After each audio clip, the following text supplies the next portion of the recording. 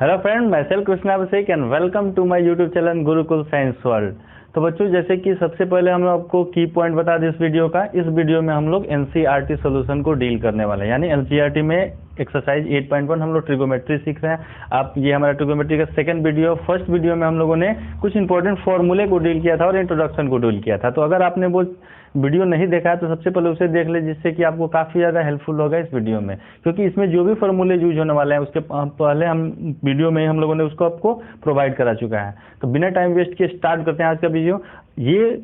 इस वीडियो में हम लोग सबसे पहले क्वेश्चन 1 और क्वेश्चन 2 आपको बोर्ड पे दिख रहा होगा, इसको डील करेंगे। क्वेश्चन नंबर 1 कर रहा है, in triangle ABC right angle triangle at B. एक ट्रेंगल एबीसी है। सबसे पहले हम लोग एक ट्रेंगल बना ले। ये आपको पहले से पता होगा कि ट्रिगोमेट्री में जितने भी हम लोग ट्रेंगल पढ़ेंगे वो सारे राइट एंगल ट्रेंगल पे ही होंगे।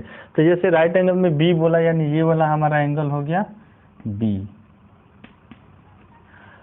नेक्स्ट ए बी बोल रहा है 24 सेंटीमीटर, तो इसको ए मान लिए, इसको सी मान ले। तो ए बी हो गया हमारा 24 centimetre, B C 7 centimetre, B C 7 centimetre. अभी थीटा नहीं दिया है तो हम लोग इसको पी और इसको बी बोल सकते हैं। तो P और B गिवन है, हमें H निकालना है। तो पहले गिवन हम लोग लिख दें। गिवन में है आपको P equal to 7 centimetre, B equal to 24 centimetre. तो हमें H निकालना होगा।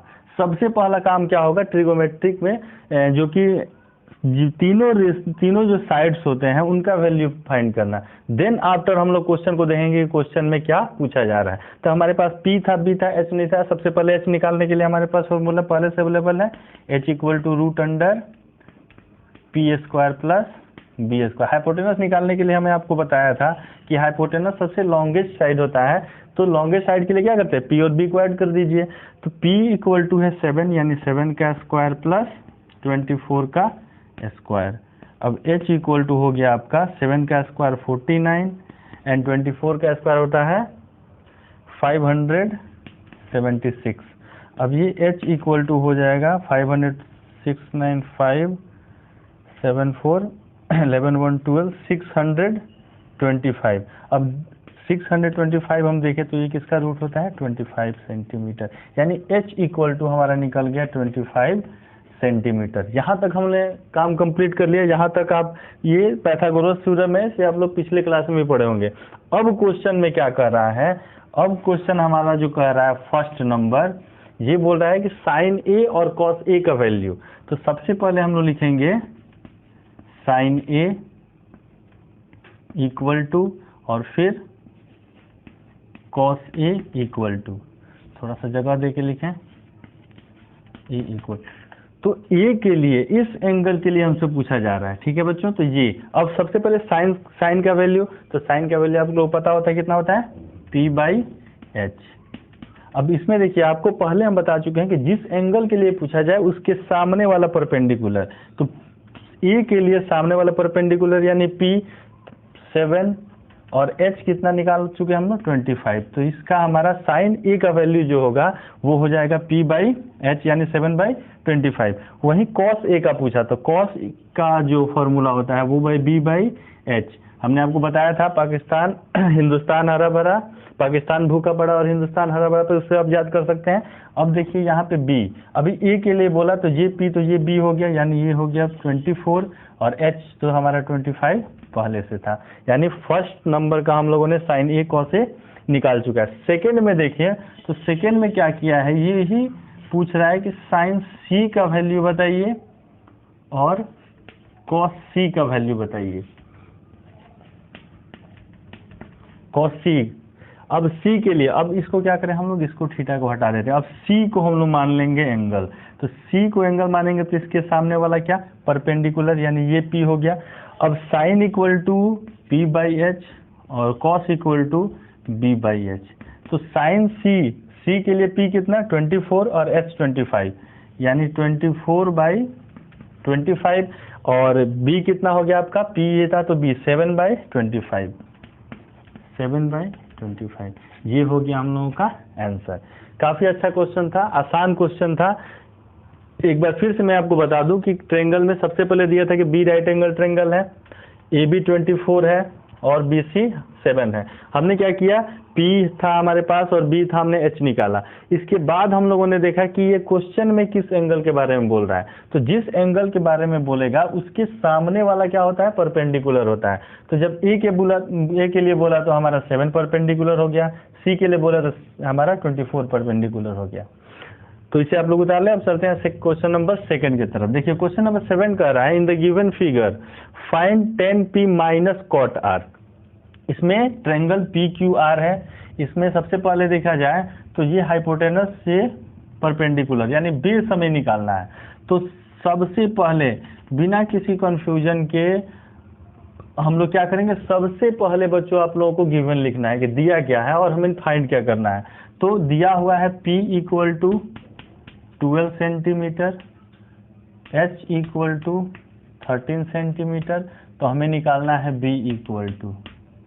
एक चीज हमेशा ध्यान रखिएगा, अगर थीटा नहीं दिया हो या फिर यहाँ पे आपको सबसे पहले क्या करना है, परपेंडिकुलर हम लोग हमेशा इसी को मानेंगे, बेस इसको मानेंगे, लेकिन अकॉर्डिंग टू क्वेश्चन जैसे कि यहाँ P है, R है, उसके बाद चेंज होगा, क्योंकि लॉन्गेस्ट साइड हमारा हमेशा क्या होता है, हाइपोटेनस होता है, क्योंकि हाइपोटेनस सबसे बड़ा होता है। तो हाइपोटेनस तो ये हमारा हो गया, लेकिन इसको हमने क्या मान लिया, अभी P मान लिया और इसको B मान लिया, यानी B हमको फाइंड करना है। तो B इक्वल टू फॉर्मूला होता है H square minus P square. पहले भी हमने आपको बताया था कि कभी भी B और P आपको निकालना हो तो उसको H में से माइनस किया जाता है। तो H का वैल्यू कितना है, H का वैल्यू है हमारा 13 का स्क्वायर माइनस 12 का स्क्वायर B। अब 13 का स्क्वायर आपका हो जाएगा 169, 12 का स्क्वायर 144, यानी B इक्वल टू हमारा हो गया 169 में से 25, और 25 का रूट तो सबको पता होगा कितना, 5, तो हमारा B निकल गया 5 सेंटीमीटर। अब ये वाला साइड B भी हो सकता है, P भी हो सकता है, लेकिन हमने इस वाले साइड को निकाल लिया कितना, 5 सेंटीमीटर। अब हम लोग चलते हैं क्वेश्चन की तरफ। तो क्वेश्चन जो हमारा गिवन है ये बोल रहा है कि आपको निकालना है tan P minus cot R। ठीक है बच्चों, tan P minus cot R। तो tan का वैल्यू हम लोगों को पता है, cot का भी वैल्यू पता है, बट यहाँ पे देखना है कि किस एंगल के लिए पूछा जा रहा है। तो tan का वैल्यू जो होता है वो होता है P बाई B, और tan का जो अपोजिट होता है वही आपका क्या होता है, cot होता है। तो cot का भी वैल्यू क्या हो जाएगा, B बाई P। हमने आपको बताया था कि साइन का अपोजिट कॉसेक होता है, कॉस का अपोजिट सेक होता है, और tan का अपोजिट कॉट होता है। तो जो tan का होगा उसी का अपोजिट क्या हो जाएगा, कॉट। अब देखिए tan P इक्वल टू पूछा, तो P के लिए सामने वाला P के लिए परपेंडिकुलर ये बेस, ये हाइपोटेनस, ये इसको लिख दें हम लोग P B H, angle P के लिए। तो P बाई B है, यानी P बाई B कितना, 5/12 माइनस B बाई H, लेकिन हमें देखे तो cot R को देखना है। अब ये क्या करिए, इसको इरेज करिए, अब लेके चलिए एंगल क्या, एंगल R। तो एंगल R की P ये हो जाएगा और B ये हो जाएगा। तो हमको दिखना है B बाई P, यानी B कितना, 5 और 12, यानी ये भी हमारा कितना आ गया, 5/12 आ गया। अब दोनों को माइनस किए कितना आ गया, 0, यानी इसका वैल्यू कितना आएगा हमारा, 0 आएगा। तो ये क्वेश्चन नंबर 1 और 2 थे। इसे आप लोगों ने नहीं उतारा तो इसको उतार लीजिए। और अब हम चलते हैं क्वेश्चन नंबर 3 के तरफ। देखते हैं क्वेश्चन नंबर 3। क्वेश्चन नंबर 3 है, इस sine A 3/4 calculate cos A और tan A हमसे पूछा जा रहा है। अगर साइन A इक्वल टू दिया 3/4, तो इसमें आपको फिगर बना भी सकते हैं या नहीं बनाएंगे तब भी चलेगा, क्योंकि गिवन क्या है, गिवन है साइन A इक्वल टू 3/4। अब साइन का वैल्यू हमको पता होता है कि साइन का कितना वैल्यू होता है, तो साइन होता है P बाई H, यानी यहाँ से हमें P मिल रहा है 3 सेंटीमीटर और H मिल रहा है 4 सेंटीमीटर। तो P और H हमारे पास है, यानी हमें निकालना क्या है, तो हमें निकालना है B। तो B का फॉर्मूला आप लोगों को पता होगा, B H square minus P square. तो B इक्वल टू एच का वैल्यू कितना है 4 और पी का 3, तो 4 का स्क्वायर माइनस 3 का स्क्वायर, तो बी इक्वल टू 4 4 जा 60 माइनस 9, यानी 60 में से 9 गया बचा कितना 7, तो हमारा बी का वैल्यू हो गया 7। अब क्वेश्चन में क्या गिवन है कि हमसे पूछा जा रहा है cos a and tan a, तो हम लोग निकाल लेंगे cos a इक्वल टू और tan a इक्वल टू। अब हमारे पास सबसे पहले p b h और h हम लोग लिख दें, तो p हमारे पास था 3 सेंटीमीटर, b हमारे पास आ गया कितना, हमने निकाला √7, और h जो था ये पहले से गिवन था 4 सेंटीमीटर। अब cos का फॉर्मूला कितना होता है, तो cos जो होता है वो होता है b बाई h, और tan कितना होता है, तो tan होता है p बाई b। एक बार फिर से मैं आपको बता दूं, पाकिस्तान भूखा पड़ा, हिंदुस्तान हरा भरा, इसको याद करिए ऐसे। ये होता है साइन, ये होता है कॉस, ये होता है टेन, ये होता है कॉसेक, ये होता है सेक, ये होता है कॉट। बस इसको ऐसे याद कर लीजिए, काफ़ी आसान है। ठीक है, तो हमको कॉस का निकालना था, कॉस का b बाई एच और टेन का p बाई बी। अब यहाँ से देखें तो b का वैल्यू कितना है √7, क्योंकि यहाँ पे a के लिए पूछा गया है और ये भी a है, तो अगर हम लोग चाहें तो हम लोग ड्रॉ कर सकते हैं, b को मान लेंगे हम, ये हो जाएगा a और ये हो जाएगा आपका c। तो p कितना है 3, तो इसको मान लिए 3, b हमारा कितना आया था √7 और h कितना था 4। तो अगर एंगल ए के लिए देखें तो एंगल ए के लिए ये हमारा p है, ये हमारा b है, ये हमारा h है। तो यहाँ पे देखें तो यहाँ भी साइन a था, यहाँ भी साइन a था, इसलिए हमने फिगर बनाना जरूरी नहीं समझा, क्योंकि परपेंडिकुलर क्या रहेगा, हमेशा 3 ही रहेगा, b हमेशा 7 रहेगा और h हमारा हमेशा क्या रहेगा 4 रहेगा। तो जो भी हमने लिखा वो उसके अनुसार b कितना है √7, तो ये हो गया √7 और h कितना है 4। तो फर्स्ट का हम लोग निकाल लिए cos a equal to b by H यानी √7/4, 10 का p बाई बी p3 और b √7। तो ये हमारा हो गया क्वेश्चन नंबर 3 का सोल्यूशन। अब चलते हैं क्वेश्चन नंबर 4 की तरफ। इसको आप लोग याद रखिएगा, काफ़ी ज़्यादा इंपॉर्टेंट है, ये हर बार आने वाला है। पाइथागोरस थ्योरम और ये जितने भी साइन कॉस और टेन सेक कॉसेक और कॉट के फॉर्मूले बराबर आने वाले हैं। ये दिया 15 cot a equal to 8, find sine a and sec a। तो सबसे पहले इस टर्म को समझिए, यहाँ पे थोड़ा सा बच्चों को कंफ्यूज करने के लिए क्या दे दिया 15 cot a इक्वल टू 8, यानी cot a का जो मल्टीपल है 15। तो किसी भी नंबर में अगर कोई मल्टीपल हो तो उसे अगर हम लोग इक्वल टू के इधर भेजेंगे, यानी मल्टीप्लाई इक्वल टू के इधर जाके क्या होगा, डिवाइड में चेंज हो जाएगा। तो cot a इक्वल टू हम बोल सकते हैं 8/15। ठीक है, cot a इक्वल टू 8/15। अब यहाँ पे भी देखिए a है, यहाँ भी a है, यहाँ भी a है, इसका मतलब हमें परपेंडिकुलर और बेस को चेंज करने की जरूरत नहीं है। cot a, cot का वैल्यू हम लोगों को पता है b/p, क्योंकि cot का वैल्यू 10 का उल्टा होता है, 10 होता है p/b, तो cot का b/p। यानी यहाँ से हम लोग निकाल लिए b equal to 8 centimetre, p equal to 15 centimetre, तो हमें h निकालना है। चलिए फिगर बना ही देते हैं। फिगर बनाने से क्या होगा, बातें ज़्यादा समझ में आएंगी। ये हो जाएगा a, ये हो जाएगा c। अब देखिए तो हमारा बेस यानी 8, यानी ये भी 8 सेंटीमीटर हो गया, परपेंडिकुलर कितना था 15 सेंटीमीटर था, हाइपोटेनस हम लोगों को निकालना है।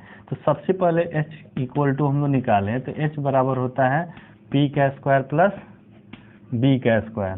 तो h इक्वल टू √अंडर p कितना, p का वैल्यू कितना है 15 है, प्लस b का वैल्यू कितना 8, तो 15 का स्क्वायर और 8 का स्क्वायर। तो h इक्वल टू 15 का स्क्वायर 225 प्लस 64, यानी h इक्वल टू 982। अब h इक्वल टू 289 बच्चों होता है ये 17 का रूट, तो h इक्वल टू हमारा आ जाएगा 17। यहाँ पे हम लोग हाइपोटेनस निकाल चुके हैं 17 सेंटीमीटर। अब क्वेश्चन पे आते हैं। अब क्वेश्चन में क्या पूछ रहा था, तो साइन ए इक्वल टू, और पूछ रहा था हमसे सेक ए इक्वल टू। तो साइन ए, साइन का value p by H, question को बताते हैं आपको याद हो जाएगा। सेक का वैल्यू तो h बाई बी, क्योंकि सेक किसका उल्टा होता है, कॉस का उल्टा होता है। कॉस में भी सी एस और सेक में भी सी एस, तो कॉस का वैल्यू b बाई एच, तो सेक का वैल्यू h बाई बी। अब p का वैल्यू यहाँ से देखिए 15, और h का वैल्यू, h तो अभी हम लोगों ने निकाला कितना 17, तो 15 बाई 17। सेक ए, h का वैल्यू कितना हम लोगों ने 17 निकाला अभी, और b का वैल्यू 8। ये हो गया हमारा क्वेश्चन नंबर 3 और क्वेश्चन नंबर 4। आशा करता हूँ कि आपको समझ में आया होगा, काफ़ी इजी क्वेश्चन है। अब हम लोग चलते हैं अपने क्वेश्चन नंबर 5 और 6। क्वेश्चन नंबर 5 में दिया हुआ है sec theta equal to 13/12, calculate the all other trigonometric ratio, यानी इसमें हमको साइन, कॉस, टेन, सेक नहीं निकालना है, कॉसेक और कॉट पांचों निकालना है। तो सबसे पहले तो हम लोग देखें कि sec theta equal to given है 13/12। तो गिवन हम लोग लिखते हैं सेक थीटा, यहाँ पे साइड नहीं दिया हुआ है, सॉरी एंगल नहीं दिया है कि एंगल ए बी या सी, हम लोग को थीटा मेजर करके चलना है, यानी 13/12। तो सेक जो होता है वो किसका उल्टा होता है, कॉस का उल्टा कॉस होता है b बाई एच, तो b by H equal to हो गया h by B. Hypotenuse base निकल गया। अब इसको लिख दिए यहाँ पे, यहीं पे लिख दिए h इक्वल टू हमारा 13 और b इक्वल टू 12, तो p इक्वल टू हमको निकालना है।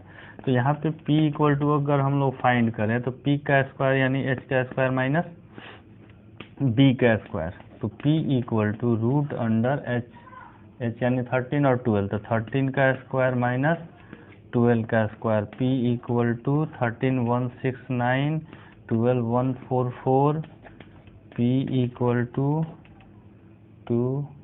25 and p equal to 5 centimetre.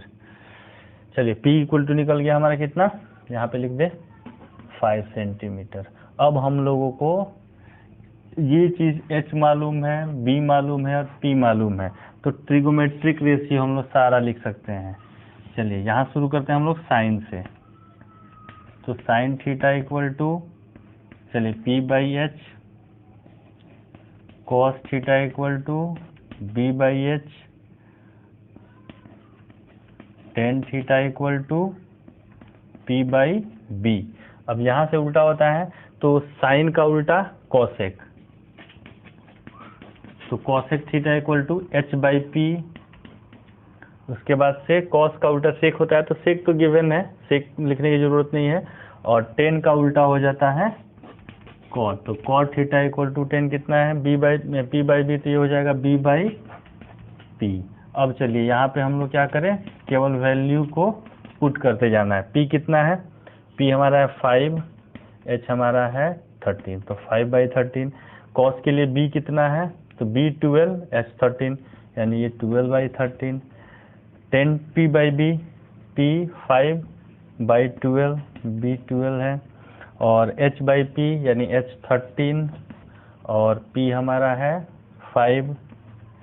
Next cot b by p, b यानी 12 और p यानी 5 सेंटीमीटर। ये आपका टोटल ट्रिगोमेट्रिक रेशियो निकल चुका है। काफ़ी आसान क्वेश्चन था ये भी। ये क्वेश्चन थोड़ा सा आपको डिस्टर्ब करेगा। क्वेश्चन नंबर 6, क्वेश्चन नंबर 6 जो है, if angle A and angle B are acute angle. Question में बोला है कि किसी ट्रायंगल का एंगल ए और एंगल बी, ये दोनों क्या है, एक्यूट एंगल है। ठीक है, एक्यूट एंगल का मतलब जो एंगल 90 डिग्री से लेस होते हैं। सच दैट कॉस ए बराबर कॉस बी, अगर ये दोनों एंगल एक्यूट हैं तो cos A equal to cos B हो जाता है। तो आपको प्रूव करना है कि एंगल ए बराबर है एंगल बी के। ठीक है, तो इसमें कुछ भी गिवन नहीं है, बट हम लोग को प्रूव कर देना है क्या, एंगल ए बराबर एंगल बी। तो सबसे पहले हम लोग क्या बनाए, एक फिगर बनाते हैं। चलिए ये हमारा हो गया फिगर।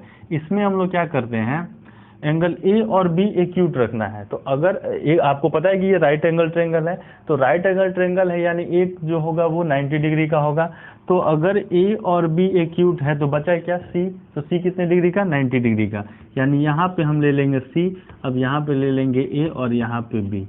ठीक है, कोई दिक्कत नहीं, समझ में आया। इसमें बोला था कि ए और बी एक्यूट एंगल होना चाहिए, तो ये 90 डिग्री है तो ये दोनों एक्यूट हो सकते हैं। हमने ए और बी ले लिया क्योंकि यहाँ पे तो हम लोग ए या बी लिख नहीं सकते थे क्योंकि ए और बी क्या था, एक्यूट एंगल था। अब क्या है, कॉस ई बराबर कॉस बी। ठीक है, ये आपको गिवन है। तो given cos A equal to cos B. इससे देखिए कॉस ए और कॉस बी दोनों इक्वल हैं, तो एंगल ए के लिए कॉस का वैल्यू कुछ अलग होगा, एंगल बी के लिए भी कॉस का वैल्यू कुछ अलग होगा। तो एंगल ए के लिए मेजर करें तो ये हमारा हो जाएगा पी, ये हो जाएगा बी, और ये तो हमेशा एच ही रहेगा। तो कॉस का वैल्यू जो होता है वो होता है बी बाई एच। ठीक है, तो यहाँ भी लिख दें हम लोग बी बाई एच, लेकिन यहाँ पे बेस देखिए, ए के लिए बी कौन सा, सी ए, तो ये हो जाएगा, इसको हम लोग ए सी लिख सकते हैं। ए सी बराबर हाइपोटेनस तो ए बी ही रहेगा, ए बी इक्वल टू, लेकिन अगर हम लोग बात करें एंगल बी के लिए तो ये दोनों क्या होंगे, चेंज हो जाएंगे। एंगल बी के लिए ये हमारा पी होगा और ये बी हो जाएगा, इस बात को ध्यान रखना है। तो बी बेस कितना है, बी सी बाई एच, तो दोनों में इक्वल होगा ए बी। अब यहाँ से ध्यान से देखिए तो ए बी और ए बी क्या हो रहा है, कैंसिल हो जा रहा है, यानी यहाँ पे ए सी इक्वल टू बी सी आ गया, यानी ए सी और बी सी क्या है, दोनों साइड इक्वल है। तो अगर ये दोनों साइड इक्वल हैं तो थ्योरम में, ट्रायंगल के थ्योरम में हम लोगों ने पढ़ा है कि अपोजिट इक्वल साइड के अपोजिट एंगल जो होते हैं वो इक्वल होते हैं, यानी ए सी के सामने और बी सी के सामने जो भी एंगल बनेगा वो क्या होगा, इक्वल होगा। यानी अब इसको मिटा दें, AC के सामने, तो AC ये हमारा साइड है, तो इसके सामने कौन सा एंगल है, एंगल B है, और BC के सामने यानी BC हमारा ये है, इसके सामने कौन सा एंगल है, एंगल A है। तो ये दोनों एंगल क्या होंगे, इक्वल होंगे। हम लोग क्योंकि इस पे लिख सकते हैं angle A equal to angle B, और ब्रैकेट में क्या लिख देंगे, एंगल A और एंगल B क्या होगा, इक्वल होगा। और कैसे इक्वल होगा, तो ये हो जाएगा angle opposite to equal angle, angle opposite to equal sides are equal in triangle. किसी भी ट्रायंगल का अगर साइड इक्वल हो तो उसका अपोजिट एंगल क्या होता है, इक्वल होता है। तो यही हमने आपको बताया कि ये साइड के अपोजिट एंगल B, इस साइड के अपोजिट एंगल A, यानी इससे क्या होगा, एंगल A एंगल B दोनों इक्वल हो जाएगा क्योंकि हमने AC बराबर BC यहाँ पे कर चुका है। तो ये यहाँ पे हम लोग आसानी से इसको सॉल्व कर लिए। यानी इस वीडियो में बच्चों हम लोगों ने आपको क्वेश्चन नंबर 1 से क्वेश्चन नंबर 6 तक का सोल्यूशन दिया। इसमें 4 क्वेश्चन और हमारे बचते हैं क्वेश्चन नंबर 11 तक, क्योंकि नेक्स्ट वीडियो में हम आपको प्रोवाइड कराएंगे। तो ये वीडियो आपको कैसा लगा ये कमेंट सेक्शन में जरूर बताइएगा। अगर हमारे चैनल पर नया है तो सब्सक्राइब करिएगा, लाइक करिए, कमेंट करिए। तब तक के लिए आप सबको बहुत बहुत धन्यवाद।